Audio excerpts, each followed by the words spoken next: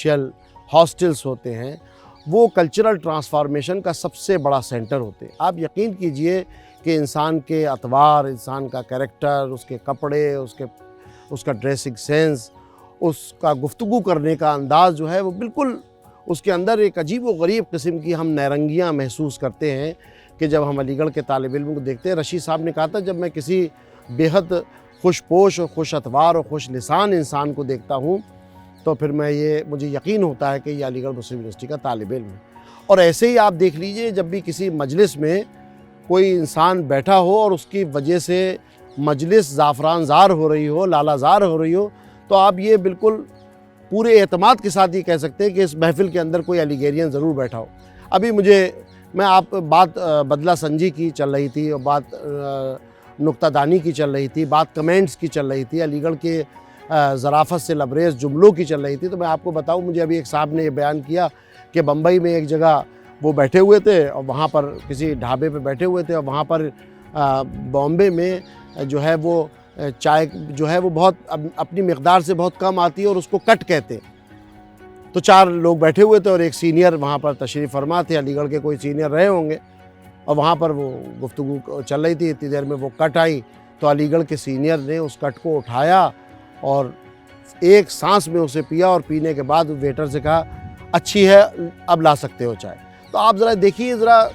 ذرا گہرائی دیکھیے اس کمنٹ کی کہ انہوں نے اس جو کٹ چائے آئی تھی جس کو وہ لوگ پوری چائے تصور کرتے تھے، انہوں نے فوراً یہ کہا اچھا پی، ہاں لے آؤ اب لے آ سکتے ہو۔ تو آپ یہ دیکھیے کہ کتنی علی گڑھ کے لوگوں کے اندر ان کا جو سینس آف ہیومر ہے وہ کتنا زبردست ہے۔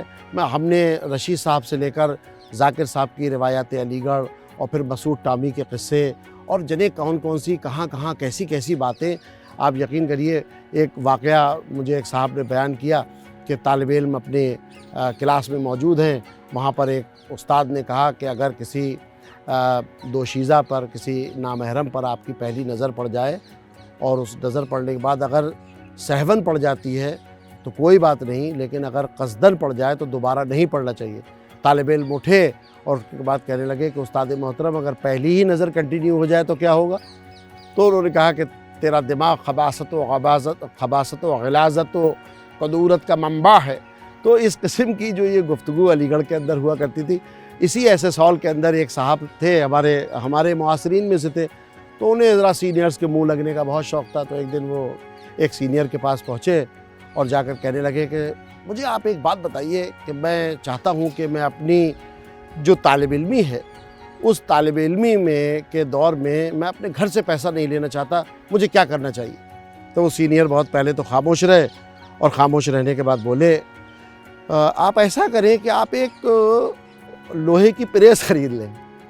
اور لوہے کی پریس خریدنے کے بعد اپنے طالب علم ساتھیوں کے کپڑے پریس کیا کریں، اس سے آپ کی عزت بھی بچی رہے گی اور آپ کا جیب خرچ بھی چلتا رہے گا۔ عجیب و غریب آپ یقین جانیے ایک لامتناہی سلسلہ ہے علی گڑھ کے کمنٹ کا کہ کینٹین میں ایک دن ہم سب لوگ بیٹھے ہوئے تھے اور ہمارے ایک دوست جو شعبہ سیاسیات میں پروفیسر ہیں وہ بھی ہمارے ساتھ بیٹھے ہوئے تھے، تو ایک صاحب آئے کہ لگے عصر کا وقت قضا ہو رہا ہے، آپ لوگ نماز پڑھ لیں۔ تو ہمارے دوست نے کہا کہ نہیں صاحب ایسا نہیں ہے، ہم تو احمد صاحب کی امامت میں تقریباً 20 سال سے نمازیں قضا کر رہے ہیں۔ تو آپ ذرا جملے کی گہرائی پر غور کیجئے کہ کیسے حسین جملے لوگ بولا کرتے تھے۔ ایک صاحب کے ہاں کوئی آئے ہوں گے ان کے سائیڈ روم پارٹنر، انہوں نے آ کر دیکھا کہ ایک صاحب تشریف فرما ہیں، تو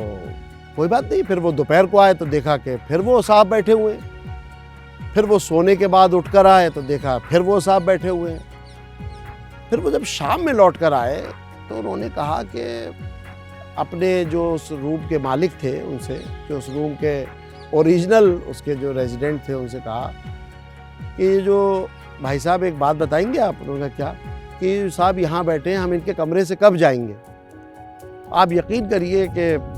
اس جملے کو ذرا سوچئے کہ کتنا فصیح و بلیغ اور کتنا معنی خیز یہ جملہ تھا۔ اور یہ سارے جملے جو ہیں، یہ سارے جو فقرے ہیں، وہ میں سمجھتا ہوں کہ علی گڑھ مسلم یونیورسٹی کے طلباء سے ہی ممکن ہیں۔